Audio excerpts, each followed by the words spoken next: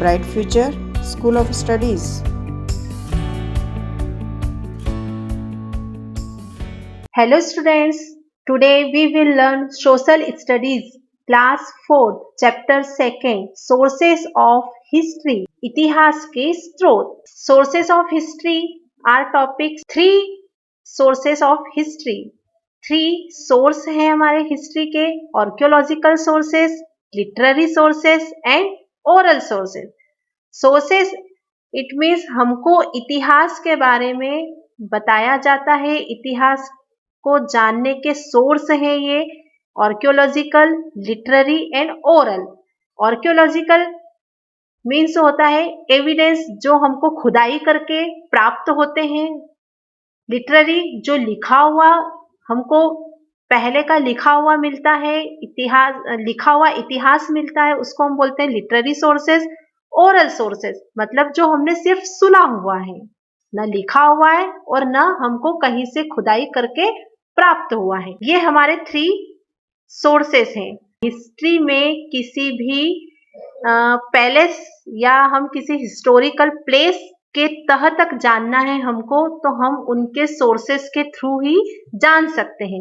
जैसे हम क्लास की बात करते हैं, आपको क्लास में किसी बच्चे ने मार दिया, तो आपने टीचर से क्या बोला कि टीचर हमको इस बच्चे ने मारा. तो हम टीचर आसपास पूछती है ना, कैसे मारा, किसने देखा, मारा या नहीं मारा. तो ये सब क्या हो गए, हमारे एविडेंस हो गए, सबूत हो गए. तो हम इनके जरिए उसकी तह तक पहुंच सकते हैं कि आखिर में हुआ क्या था और कैसे हुआ था, क्लास में मारा या नहीं मारा, या किस तरीके से मारा, या ये स्टूडेंट सही बोल रहा है या गलत बोल रहा है. तो ऐसे ही हिस्ट्री में हम लोग किसी भी बातों की तह तक पहुंचने के लिए हमको या तो आर्कियोलॉजिकल सोर्सेस के द्वारा या लिटरली सोर्सेस या ओरल सोर्सेस के थ्रू हम लोग पहुंच सकते हैं.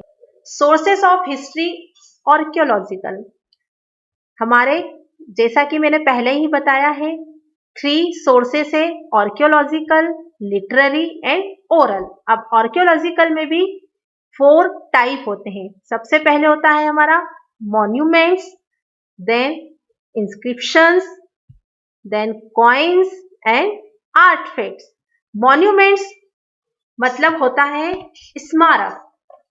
मॉन्यूमेंट्स इट मीन्स होता है स्मारक. तो आर्कियोलॉजिकल सोर्सेस का फर्स्ट हमारा टॉपिक है मॉन्यूमेंट्स. अब मॉन्यूमेंट्स स्पेशल बिल्डिंग्स होती हैं, स्पेशल स्मारक होती है, लाइक ताजमहल, फोर्ट या कोई टेम्पल, वर्शिप करने की बहुत पुराना टेम्पल होता है. ये सब क्या है, हमारे मॉन्यूमेंट्स हैं. तो ये मॉन्यूमेंट्स, ये स्मारक हमको क्या बताते हैं कि ये जो मॉन्यूमेंट्स बना है ये किस पीरियड में बना है. एंशिएंट पीरियड में बना है, मिडिवल पीरियड में बना है या मॉडर्न पीरियड में बना है.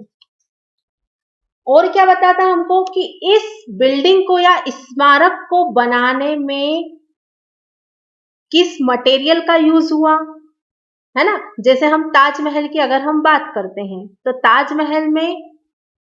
ताजमहल किस पत्थर से बना हुआ है, संगमरमर से बना हुआ, व्हाइट मार्बल से बना हुआ है.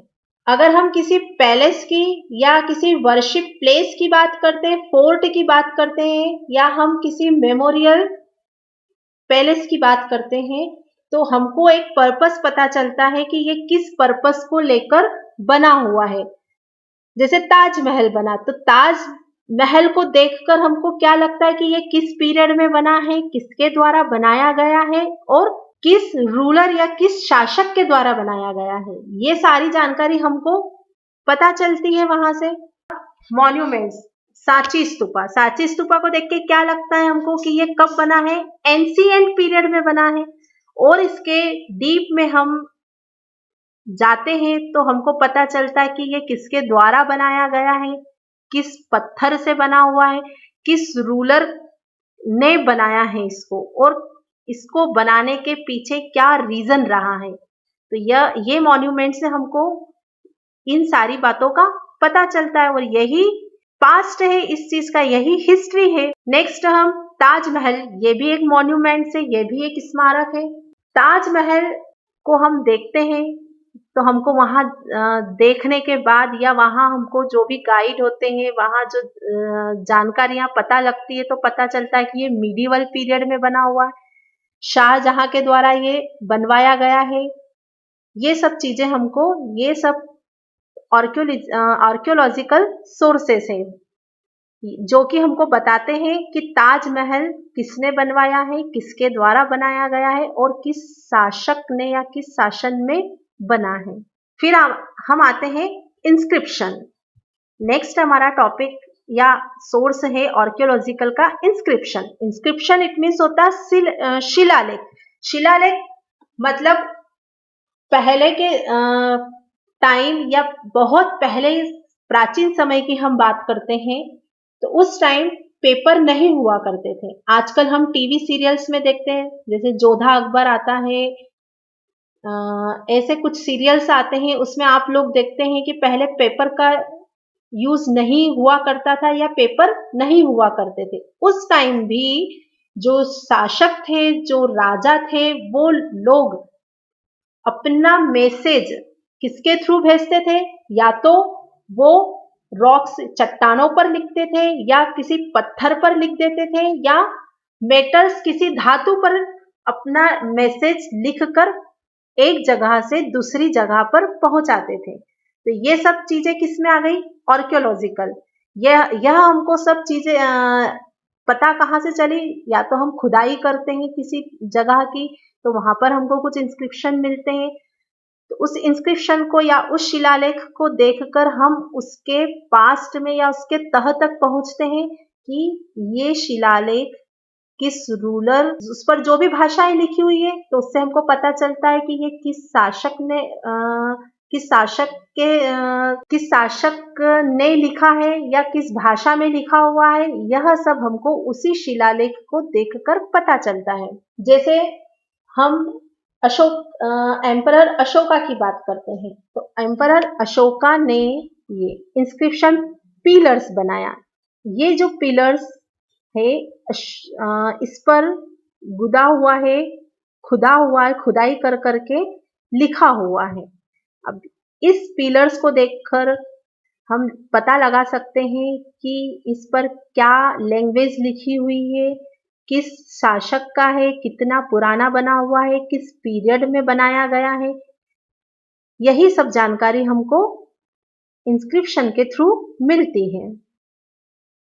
ये क्ले टेबलेट से देखो, आपको इस पर भी कुछ खुदा हुआ दिख रहा, कर्व किया हुआ दिख रहा है ना। नेक्स्ट आता है कॉइन्स। अभी आपने देखे हमारे यहाँ अभी भी सिक्के चलते हैं। जैसे पुराने एंशिएंट पीरियड, मिडिवल पीरियड में भी अपने अपने शासक या अपने अपना जो भी शासन टाइम होता था, रूलर टाइम होता था, उसमें अलग अलग राजा अपने अपने अकॉर्डिंग या अपने अपने हिसाब से वो अपने अपने कॉइन्स चलाते थे। अब ये कॉइन्स हमको क्या इंफॉर्मेशन देते हैं? सबसे पहले इस पर जो पिक्चर बनी हुई होती है, क्या बनी हुई होती है? पिक्चर बनी हुई होती है। तो इन पिक्चर के द्वारा हमको पता चलता है किस शासक ने चलाए होंगे या किस शासक के द्वारा बनाए गए होंगे या किस पीरियड में ये कॉइन्स इशू हुए हैं और किस मेटल पर बनाया गया है। जिस मेटल पर, सपोज दैट अगर गोल्ड पर बनाया है, सिल्वर पर बनाया है या तांबा या पीतल के कॉइन्स का अगर यूज किया हुआ है तो यहाँ से हमको ये पता चलता है कि इसी कॉइन्स से पता चलता है कि वो शासक कितना रिच होगा। अगर गोल्ड के कॉइन्स हैं मतलब हम समझ सकते हैं कि वो शासक बहुत ज्यादा रिच होगा, है ना। इसी तरीके से हमको यहाँ से सारी जानकारी मिलती है कि किस शासक या किस रूलर ने इन कॉइन्स को इशू किया है। Artifacts are things that people made and used in their daily life. Pottery, jewelry, tools, toys and weapons are some example of artifacts. Artifacts से हमको क्या पता चलता है कि उस टाइम पर, उस पीरियड में लोग अपनी लाइफ कैसे जीते थे, क्या ज्वेलरी वियर करते थे वो, किस टाइप के उनके बर्तन होते थे, क्या उनके टूल्स होते थे, कैसे उनके टॉयज खिलौने होते थे, क्या किस तरह के वो हथियार यूज करते थे। हर पीरियड के अपना अपना अलग अलग पहनावा होता है, अलग अलग ज्वेलरी होती है, अलग अलग तरह के बर्तन वो यूज करते हैं। तो यहाँ से हमको इन सब चीजों का या इन सब थिंग्स का पता चलता है। नेक्स्ट आता है हमारा लिटरेरी सोर्सेस। जैसा कि मैंने पहले ही बताया, लिटरेरी सोर्सेस इट मीन्स लिखा हुआ, जिसको कि हम पढ़ सकते हैं। अब पहले पेपर नहीं हुआ करते थे, तो शिलालेख पर, स्टोन पर, मेटल पर लिखते थे। फिर ड्राइड पाम लीव पर लिखा करते थे, जो हमारे ट्रीज की लीव होती है या ट्रीज की जो लकड़ियां होती हैं, वुड होता है, उस पर लिखा करते थे। अलग अलग वेरियस अलग अलग टाइप होते थे हमारे लिटरेरी सोर्सेस के। आगे हम अगर बात करते हैं तो कुछ राइटर्स या कुछ विजिटर्स ऐसे होते थे जिन्होंने हमारी कंट्री में आए, अदर अदर कंट्री से हमारे इंडिया आए, उन्होंने हमारी कंट्री या हमारे इंडिया में विजिट किया और यहाँ के बारे में लिखा कि यहाँ क्या कौन कौन से शासक रहे हैं, कौन कौन से काल रहे हैं, उन्होंने क्या क्या यूज किया है, किस टाइप का वो ज्वेलरी पहनते थे, क्या मॉन्यूमेंट्स बनवाए हैं उन्होंने, किस टाइप के यहाँ इंस्क्रिप्शंस थे, किस समय में कौन से क्वाइन चलते थे। इन सब बातों को उन्होंने एक बुक्स में लिखा हुआ है। जो ट्रेवलर्स आते हैं, उन्होंने हमारी कंट्री में विजिट किया, वो सारी डिटेल हमको कुछ बुक्स से मिलती है। कुछ फेमस बुक है इंडिका, जो किसने लिखी हुई है, मेगास्थनीस ने लिखी है। उसने हमारा कंट्री के बारे में लिखा हुआ है, तो हमको अगर हमारे इतिहास के बारे में जानना होता है तो हम ऐसी इस तरह की बुक्स को पढ़ के भी जान सकते हैं। कुछ रूलर्स ने या कुछ शासन ने अपने खुद के बारे में ही खुद ने लिखा हुआ है कि वो किस तरह से शासन चलाते थे, उनके पूर्वज कौन थे, उन्होंने कैसे वर्क किया, क्या कॉइन्स चलाए, उनके रूल्स रेगुलेशंस क्या क्या थे, वो किस तरह से अपना जीवन यापन करते थे। इसको हम बोलते हैं ऑटोबायोग्राफिक्स। खुद के बारे में खुद ने ही लिखा है। पीपल ने कुछ पोएम्स लिखी हुई है या कुछ बुक्स लिखी हुई है। कुछ मैथमेटिक्स की अगर हम बात करते हैं तो कुछ रूल्स लिखे हुए, कुछ मेडिसिन्स बनाई गई हैं। ये सब का पता भी हमको हमारी हिस्ट्री और हिस्ट्री के भी सोर्सेस से पता चलता है। जैसे हम बात करते हैं अर्थशास्त्र। अर्थशास्त्र एक एंशिएंट बुक है और इसको किसने लिखा है, चाणक्य ने लिखा है। और क्या लिखा है इसमें, क्या डिस्क्राइब किया है कि कैसा रूल्स रेगुलेशंस होना चाहिए, कैसे हमको शासन करना चाहिए। रिलीजियस बुक है, जैसे पुराण, वेदास, भागवत गीता। इन सबको देखकर या इन सब को पढ़कर हमको हमारे कस्टम के बारे में पता चलता है, हमारे रीति रिवाज के बारे में पता चलता है, हमारे गॉड्स के बारे में पता चलता है हमको कि वो किस तरीके से रहते थे, क्या हिस्ट्री थी उनकी, क्या पास्ट था, वो कैसे रहते थे, कैसे वो स्टडी करते थे। ये सब बातें हमको एक लिटरेरी सोर्सेस से पता चलता है। Oral sources. ओरल सोर्सेस मतलब ओरल से ही समझ में आता है सुना हुआ, जो हम किसी और के द्वारा सिर्फ सुनते हैं। जैसे कभी कभी हमारे पेरेंट्स, ग्रैंड पेरेंट्स कहीं पोयम हमको सुनाते हैं, कुछ स्टोरी सुनाते हैं, या जो पहले हो चुका है या पहले जो बीत चुका है उसके बारे में अगर हमको कुछ सुनाते हैं, कुछ बताते हैं, कुछ स्टोरीज बताते हैं, तो ये भी क्या हुआ, हमको एक पास्ट के बारे में ही पता चला। तो ये भी क्या हुआ, ओरल सोर्सेस हुआ। हमको कहीं ना कहीं से जानकारी तो मिली ना, तो ये सब हुआ हमारा ओरल सोर्सेस। अब हमारे जो कुछ सोर्सेस हैं उनको हमने सुरक्षित रखा है, अभी तक जीवित रखा है। और क्यों जीवित रखा है, उनके भी कुछ रीजंस हैं। हमको अगर हमारे पास्ट के बारे में कुछ जानना होता है तो हम, या हमारे हिस्ट्री के बारे में जानना होता है, जैसे फोर्ट क्यों बने हुए हैं, लाल किला किसने बनाया, किसके द्वारा बनाया है, या कोई मस्जिद है वो किसके द्वारा बनाई गई है, क्यों बनाई गई है, कब बनाई गई है, इन सब को हमने आर्कियोलॉजिकल सोर्सेस से ही पता किया है। तो इनको हमको प्रिजर्व रखना, सुरक्षित रखना जरूरी होता है, ताकि आगे आने वाली जनरेशन भी इसको समझ सके और पढ़ सके और हमारे पास्ट के बारे में जान सके। और ये सोर्सेस हमको क्या हेल्प करते हैं, जैसे कुतुब मीनार हुआ, मीनाक्षी टेम्पल हुआ, कुछ म्यूजियम हुए, यहाँ पर हमारे जो सोर्सेस, जो भी हिस्ट्री के बारे में हम जान सकते हैं, वो हमारी सारी थिंग्स यहाँ सुरक्षित रखी हुई है।